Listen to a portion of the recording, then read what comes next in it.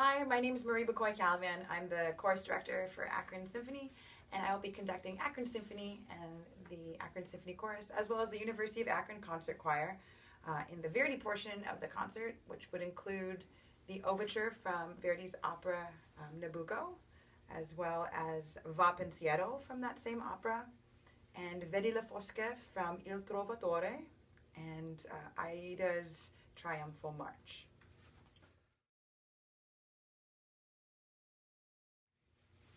So obviously Verdi wrote a lot of operas, and I think what is particularly notable about his operas, which also kind of finds its way in his choral music as well as his requiem, is that he's really good at writing memorable melodies, but also melodies that hearken and evoke the emotion of the text that's set to it. I mean, it's one thing to write a beautiful melody, but for the fact that he can write a melody that matches the text's affect so perfectly, I think is just particularly notable about his music. And you walk away leaving like that melody has moved a part of your soul. So I just love it.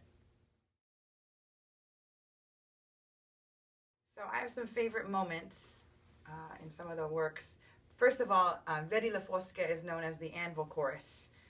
You'll hear the men singing very voluptuously, and the women, of course, join in, but the part that's really quite notable is the sounds of anvils. We won't have anvils particularly for this concert, but the sound of anvils will be coming from the brake drum. But it's super memorable, and you might think, oh wait, I've heard this before, and you've probably heard it on Looney Tunes or some kind of commercial. So it's just really a dream to be able to conduct that kind of sound from the orchestra. I think also in Aida's Triumphal March, there's just this build, not only in volume, but in texture, and everyone is coming in on different harmonies. It slows down. All of a sudden, we come to this very poignant silence. And that silence reminds us, in my opinion, how silence can be just as effective as sound in the music, just as effective in the drama.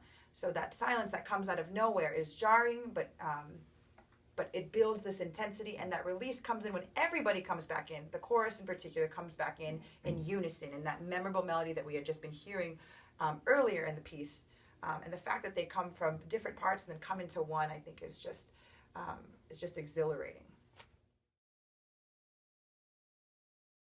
The works that they're going to be doing, because it's Verdi, it's all in Italian.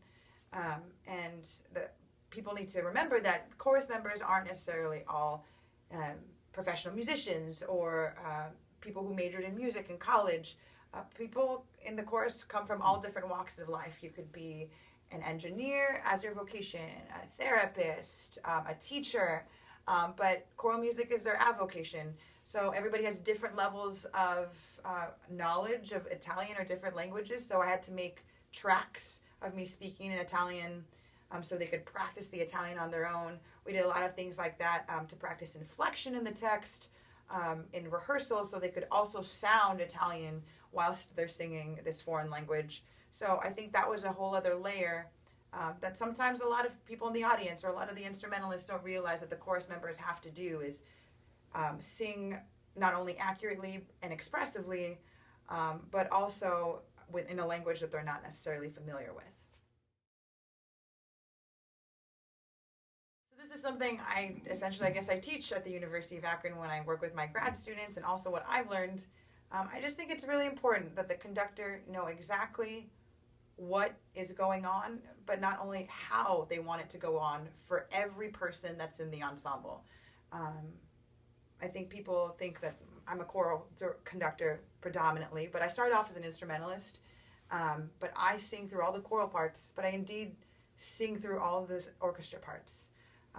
And not just sing through them, but also figure out, how do I want that line? Do I want ba-ba-da-da or ba-ba-ba-da-da? And sing it on pitch, sing it on different sounds and syllables, make markings, look for maybe pitfalls, not in only the conducting gesture, but in harmony. So I really commit to intimately knowing the work and holding myself accountable. A teacher of mine told me that your score is your sword and your shield in rehearsal and in performance, because those are your your battle tools because you've got to know them so intimately. So I really do focus on knowing what every person is doing and what I hope everybody does as a corporate.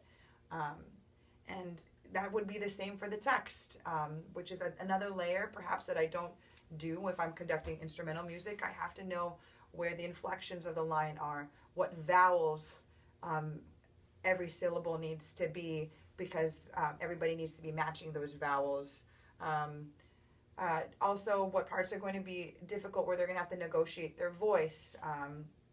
So things like that, thinking about what the chorus is going to do with the actual speaking text portion of it all. So, and then, I mean, I also like to, after I've gone through all the different parts and formulated my own opinion and interpretation of the piece, I say that I have to listen to at least 3 recordings of the work if they exist. It has to be more than 3, so I don't let any of them cloud my judgment. But then I get to see what other people have done, be informed by their own musical interpretation, and then see what works in the rehearsal. So the topic of whether there is something different between conducting an orchestra or conducting a chorus is somewhat controversial. I mean, I actually did my doctoral research and my doctoral document on this, so it's something that I'm particularly excited about. I have a very strong opinion in thinking that I think there's only 2 kinds of conducting: good conducting and bad conducting. Expressive conducting, non-expressive conducting. Clear conducting, non-clear conducting. I don't think that there should be a difference between choral conducting and orchestral conducting. I think the main difference is empathy for the instrument, and that I think ties into the preparation for the conductor. Are you empathetic with what every musician is doing? And part of my own personal study, and that has been, I started off as a woodwind, brass, and percussion player, so I think that empathy was built in early on. But I started growing up as a classical vocalist, being empathetic with the singers, but I just was never really empathetic with strings, so I took a year of violin lessons to be empathetic with the strings, to help my gesture. I'm a terrible string player, but at least I feel like I'm a little empathetic with it. But I think being empathetic with the idiosyncrasies of the instrument, I think, is what perhaps changes the gesture. Knowing a little bit about what they're doing with bowing, I'd hopefully try to show that in my gesture, about what brass players need for their embouchure, what kind of percussive gesture the percussion needs, what kind of depth in size of gesture that the vocalists need for when they're singing. I think that's truly what affects the gesture, but there shouldn't be anything else that's different. It should all be about expression of what the composer wanted to come through in the music.